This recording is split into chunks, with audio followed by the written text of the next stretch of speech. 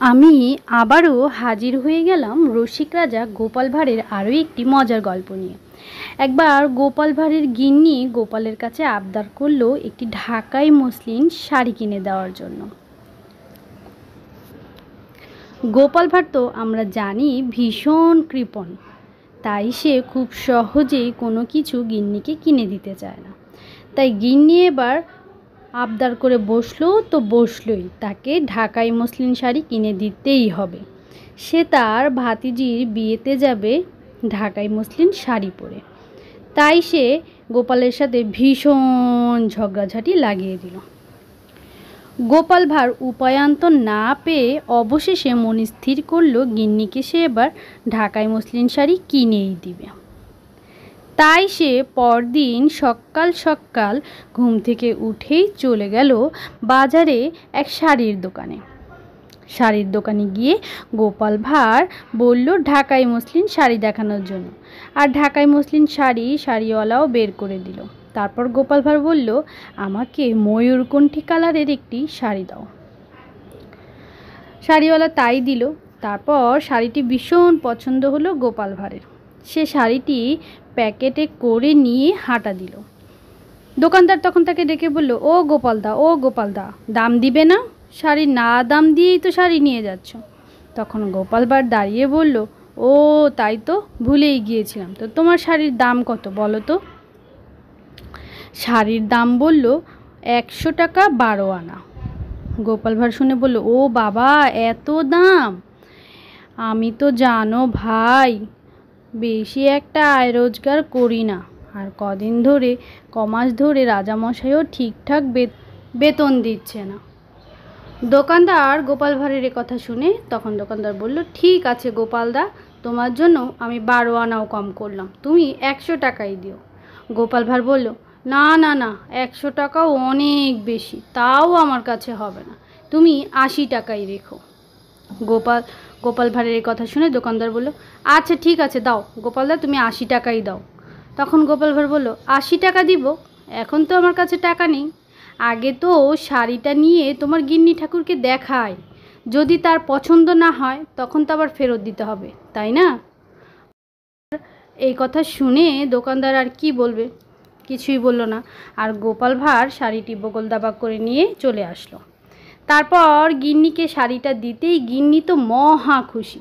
শাড়িটা গিন্নির ভীষণ পছন্দ হয়েছে। তারপর সে শাড়ি নিয়ে তার সেই বোনঝির বিয়ের দাওয়াত খেতে চলে গেল।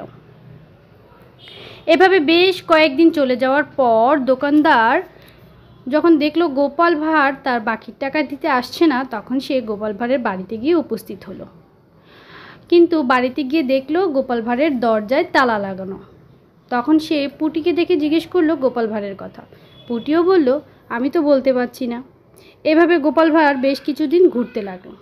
হঠাৎ একদিন বাজারে গোপাল ভাঁড়ের সাথে দেখা হয়ে গেল দোকানদারের। তখন দোকানদার গোপাল ভাঁড়কে ধরে জিজ্ঞেস করতে লাগলো তার টাকা কবে দিবে। গোপাল ভাঁড় ইনিয়ে বিনিয়ে আবার বলল, তোমার গিন্নি ঠাকুর তো সেই যে শাড়িটা নিয়ে বিয়ের দাওয়াত খেতে গেল, এখনও তো ফিরেনি। তার শাড়িটা পছন্দ হয়েছে কি না এখনও তো বলতে পারছি না। সে ফিরে আসুক, তারপর তোমার টাকা না হয় আমি পরিশোধ করে দিব। তুমি অত চিন্তা করছো কেন বাপু? দোকানদার আর কি বলবে। দোকানদার ফিরে গেল। তারপর পরের দিন গোপাল ভাঁড় খুব দুশ্চিন্তা মন নিয়ে রাজসভায় উপস্থিত হলো, আর রাজামশাইকে সব কিছু খুলে বলল। সে রাজামশাইয়ের কাছ থেকে 80 টাকা চাইল শাড়ির ঋণ পরিশোধ করার জন্য, কিন্তু রাজামশাই তো তাকে টাকা দেবে না, আর তাতে ফোড়ন কাটছে মন্ত্রীমশাই। তখন রাজামশাই গোপাল ভাঁড়কে এক শর্ত জুড়ে দিল। শর্তটা হলো, গোপাল ভাঁড় যেমন কিপ্টে, রাজসভায় এইরকম আরও একজন কিপ্টে আছে, সে হচ্ছে পণ্ডিত মশাই। তখন রাজামশাই বলল, তুমি যদি ওই কিপ্টে পণ্ডিতের বাসায় এক দুপুর ভাত খেতে পারো, তবেই আমি তোমাকে তোমার শাড়ির দামটি দিয়ে দিব। গোপাল ভাঁড় বলল, এই কথা, ঠিক আছে, আমি রাজি আছি। এই বলে সেই দিনের মতো রাজসভা শেষ করে গোপাল ভাঁড় বাড়ি ফিরে আসলো। পরদিন সকাল হতে না হতেই গোপাল ভাঁড় একটা হাঁড়ি মাথায় করে নিয়ে হাঁটতে লাগলো। হাঁটতে হাঁটতে সে পৌঁছে গেল সেই পণ্ডিতের বাড়িতে। পণ্ডিতের বাড়িতে কড়া নাড়তেই দরজা খুলল পণ্ডিতের বউ। বলল, কি হে গোপাল, উনি তো বাড়িতে নেই।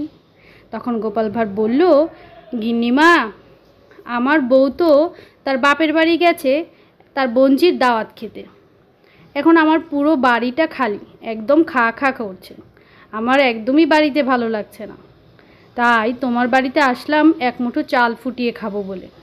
এই যে দেখো, হাঁড়ি টাড়ি আমি সবই নিয়ে এসেছি। তুমি যদি আমায় একটু জ্বালানি আর পানি দিতে, তাহলে এক মুঠো ভাত সিদ্ধ করে একটু খেতাম। গিন্নি বলল, বেশ বেশ, তাতে কি আছে, আসো ভেতরে আসো। তারপর পণ্ডিতের গিন্নি তাকে কিছু কাঠ আর একটু পানি দিয়ে গেল হাঁড়িতে করে।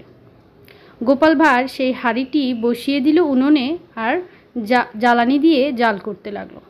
অনেকক্ষণ সময় ধরে পানি ফুটতে লাগলো, কিন্তু তাতে চাল দিচ্ছে না। তা দেখে পণ্ডিত গিন্নি এসে গোপাল ভাঁড়কে জিজ্ঞেস করলো, কি হে গোপাল, আমি দেখছি তুমি অনেক সময় ধরে পানি ফুটিয়ে যাচ্ছ, চাল যে দিচ্ছ না। গোপাল ভাঁড় তখন গিন্নিকে বলল, গিন্নিমা, আমি বাড়ি থেকে সব কিছু এনেছি, হাঁড়ি এনেছি, এই দেখো খাওয়ার জন্য লেবুও এনেছি, কিন্তু চাল আনতে না একদমই ভুলে গেছি। এখন এক মুঠো চালের জন্য এর রোদের মধ্যে দিয়ে আবার বাড়ি ফিরে যাব। তুমি যদি আমায় এক মুঠো চাল দিতে। তখন পণ্ডিতের গিন্নি বলল, ও এই কথা, তা বলবে তো তুমি আমায়। আচ্ছা নাও। এই বলে পণ্ডিত গিন্নি তাকে কিছু চাল এনে দিল, আর গোপাল ভাঁড় সে হাঁড়ির মধ্যে দিয়ে চাল ফুটিয়ে ভাত রান্না করে ফেললো। বাস, ভাত রান্না হয়ে যাওয়ার পর সে তা প্লেটে নিয়ে বসে পড়ল খাওয়ার জন্য। এবার খেতে বসে গোপাল ভাঁড় পণ্ডিতের গিন্নিকে বলল, গিন্নিমা, আমায় একটু নুন দিবে? শুধু শুধু কি ভাত খাওয়া যায় বলো? আমি সবই এনেছি, লেবু এনেছি, হাঁড়ি এনেছি, সবই এনেছি, নুনটা আনতে ভুলে গেছি, একটু নুন দিবে আমায়? তখন পণ্ডিত গিন্নি বলল, ও মা, শুধু কি নুন? দাঁড়াও, তোমায় একটু সবজিও দিচ্ছি, শুধু শুধু কি ভাত খাওয়া যায়? গোপাল ভাঁড় বলল, না না না, সবজি লাগবে না, আমায় একটু নুন দিলেই চলবে। পণ্ডিত গিন্নি বলল, তুমি বসো তো। এই বলে পণ্ডিতের গিন্নি তাকে এক বাটি সবজি, নুন আর যা যা লাগে খেতে সবই এনে দিল। তারপর গোপাল ভাঁড় পেট ভরে খেয়ে উঠল। খেয়ে উঠতে উঠতেই পণ্ডিত এসে উপস্থিত হলো, আর গোপাল ভাঁড়কে দেখেই জিজ্ঞেস করলো, কি হে গোপাল, তুমি আমার বাড়িতে, তাও আবার ভোজন করছো, কি ব্যাপার? তখন গোপাল ভাঁড় সব কিছু খুলে বলল পণ্ডিতকে। পণ্ডিত আর কি করে, কিছুই করার নেই। পরদিন সকালবেলায় সেই শাড়ির দোকানদার রাজসভায় এসে উপস্থিত হলো রাজামশাইয়ের কাছে নালিশ করার জন্য গোপাল ভাঁড়ের বিরুদ্ধে। আর সে নালিশ করার পর রাজামশাই শুনে গোপাল ভাঁড়কে বলল, কি হে গোপাল, তুমি কেন শাড়ির দাম চুকাচ্ছ না? তখন গোপাল ভাঁড় বলল, রাজামশাই, আমি তো আপনার কাছে চেয়েছিলাম, আপনিই তো আমাকে দিলেন না। রাজামশাই বলল, হ্যাঁ, আমি তো তোমাকে দিব না তা বলিনি, তোমাকে একটা শর্ত দেওয়া হয়েছিল, তুমি তা পূরণ করতে পারলেই তোমাকে দেওয়া হবে বলেছি। গোপাল ভাঁড় বলল, হ্যাঁ, তা তো আমি করেছি। তখন রাজামশাই পণ্ডিতের দিকে তাকিয়ে বলল, কি হে পণ্ডিত, সত্যিই কি গোপাল তোমার বাড়িতে মধ্যাহ্নভোজ করেছে? তখন পণ্ডিত সব খুলে বলল। রাজামশাই হাসতে হাসতে বলল, গোপাল, তোমার সাথে আর পারা গেল না, এই নাও তোমার শাড়ির দাম। তখন গোপাল ভাঁড় ভুঁড়ি হেলিয়ে দুলিয়ে রাজামশাইকে বলল, রাজামশাই, আমাকে না, শাড়ির দোকানদারকে দিন। তারপর শাড়ির দোকানদারের মূল্য পরিশোধ করা হলো, আর দোকানদার সেখান থেকে চলে গেল। আর সবাই হাসতে লাগলো গোপাল ভাঁড়ের বুদ্ধির ওপর। কি কি দারুণ বুদ্ধি গোপাল ভাঁড়ের, তাই না বলো? একবেলা ভাতও সে খেয়ে নিল, আবার রাজামশাইয়ের কাছ থেকে শাড়ির দামটাও সে তুলে নিল। কেমন লাগলো গল্পটি? অবশ্যই ভালো লেগেছে। ভালো লাগলে লাইক কমেন্ট করবে, আর চ্যানেলটিকে সাবস্ক্রাইব করে পাশে থাকা বেল বাটনটি বাজিয়ে রাখবে। আজকে এই পর্যন্তই, টাটা।